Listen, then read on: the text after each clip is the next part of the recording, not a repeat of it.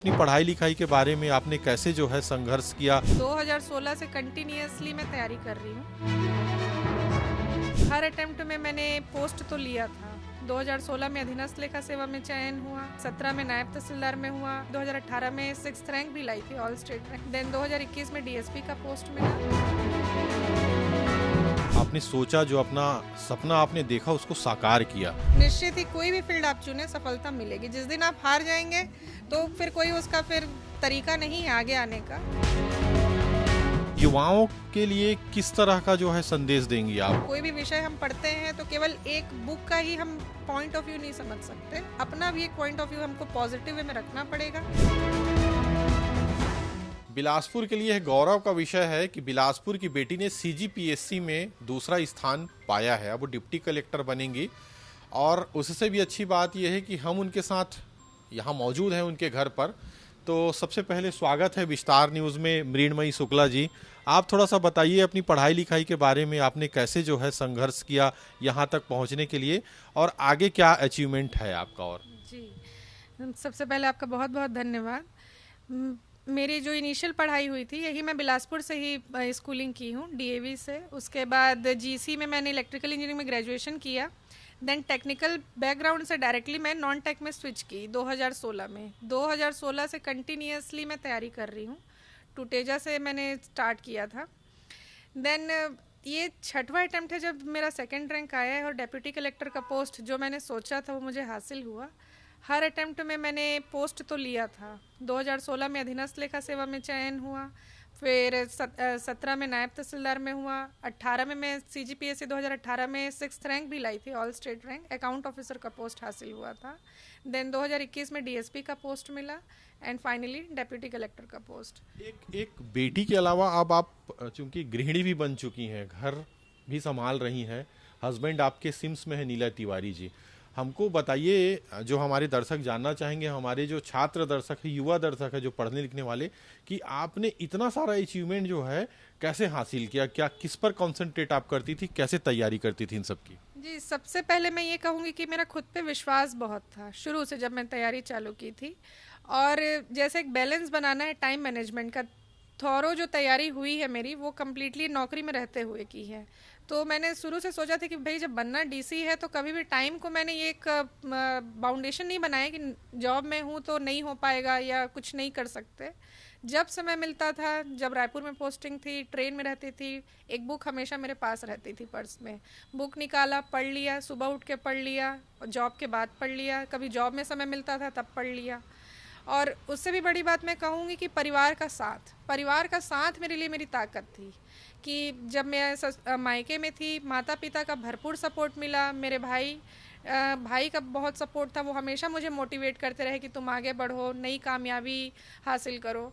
और जब मेरी शादी हुई तो मैं बहुत सौभाग्यशाली थी कि ऐसा परिवार मिला जो बिल्कुल, ससुराल का एक रहता है कि जनरली वहाँ लड़कियाँ प्रोग्रेस नहीं कर पाती है, लेकिन इस चीज़ में मैं बहुत ही सौभाग्यशाली रही कि मुझे ऐसे सास ससुर मिले, ऐसे हस्बैंड मिले जो हर क्षण हर परिस्थिति में मेरे साथ रहे, हमेशा मोटिवेट। ये पॉजिटिविटी आपके चेहरे से दिखती भी है। जब हमने आपको पहले बार देखा तो जो आपकी मुस्कुराहट थी, जो आपका कॉन्फिडेंस था, ये बता रहा था कि जो रिजल्ट आया है उससे भी, और निश्चित रूप से आपने जो अचीवमेंट किया उससे भी आप बहुत खुश हैं।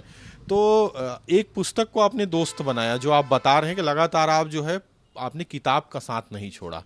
इस पर भी थोड़ा फोकस करिए कि आपने कौन सी किताब पे ज़्यादा रुचि रखी, क्या पढ़ाई की, कैसे जो है अपना जो पढ़ाई का जो एक तरह से स्टेटस था उसको आपने डेकोरम को मेंटेन किया? जी, ये पहले तो सीजीपीएससी की जानकारी मुझे थी ही नहीं जब मैं पास आउट हुई थी। फिर मेरे फादर ने मुझे टूटेजा कोचिंग का प्रेफरेंस दिया कि भाई वहीं तुम जाके तैयारी चालू करो, कम से कम समझो।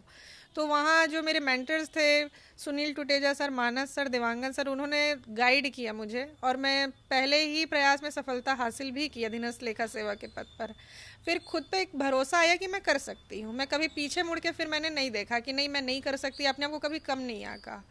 तो लगा कि ठीक है, कुछ कभी नहीं मिलता था डेप्यूटी कलेक्टर, इसका मतलब ये नहीं था कि मैंने सोचा कि नहीं अब नहीं कर सकते। अपनी कमियां ढूंढी, उन कमियों में अपग्रेडेशन किया करते रहा। साथ ही जितने भी करंट अफेयर्स गवर्नमेंट के डेटाज जो आते थे, हमेशा एक बुक रखती थी जिसमें अपडेट किया करती थी कि जो भी नई योजनाएं आई हैं उनको बार बार देखना, उनसे संबंधित न्यूज़पेपर में पढ़ाई करना। और हर बार इतना दी थी कि बेसिक नॉलेज तो मुझे शुरू से हो चुकी थी, जो भी करंट अफेयर्स के डेटा थे। और अभी का जो पैटर्न आया है वो यूपीएससी ओरिएंटेशन है।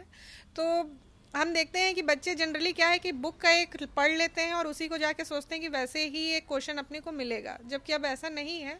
हमको थोड़ा सा एनालिटिकल होना पड़ेगा सब्जेक्ट्स को लेकर। कोई भी विषय हम पढ़ते हैं तो केवल एक बुक का ही हम पॉइंट ऑफ व्यू नहीं समझ सकते, अपना भी एक पॉइंट ऑफ व्यू हमको पॉजिटिव वे में रखना पड़ेगा। इस तरीके से मेंस की आंसर राइटिंग करनी चाहिए, तो निश्चित ही एक अच्छे अंक आएंगे। और इंटरव्यू में मैंने जो देखा है कि जनरली उसकी तैयारी नहीं लगती है इंटरव्यू की। वो क्या है, एक सेल्फ असेसमेंट है।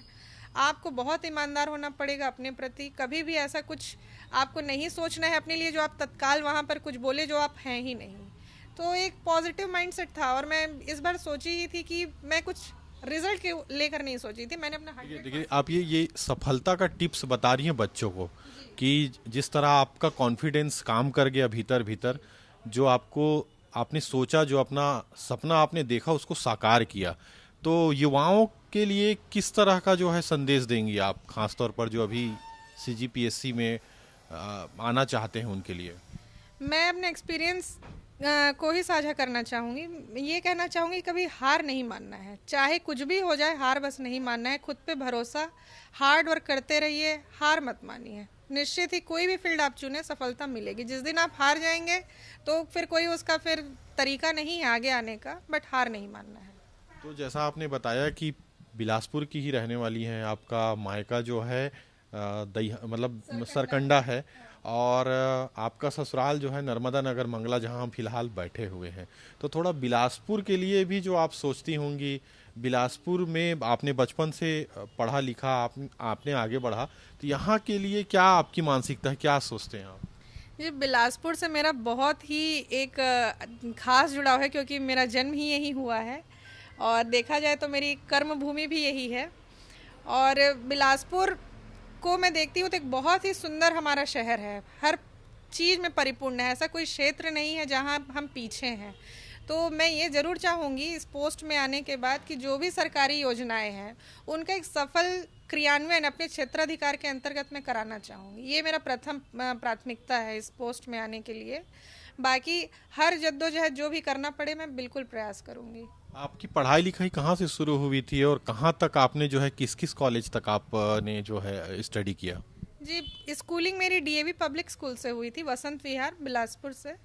और नर्सरी से लेके 12th तक मैंने वहीं पढ़ाई की है। उसके बाद मैं जीसी जगदलपुर गई, वहाँ इलेक्ट्रिकल इंजीनियरिंग किया।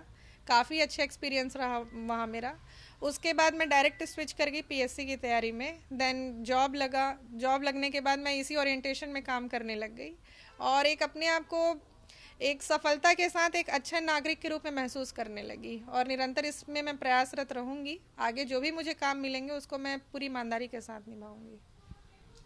आप गृहिणी भी हैं, खाने वगैरह पर भी कंसंट्रेट रहता होगा निश्चित रूप से। क्या अच्छा बनाते खाते हैं आप लोग, बताइए?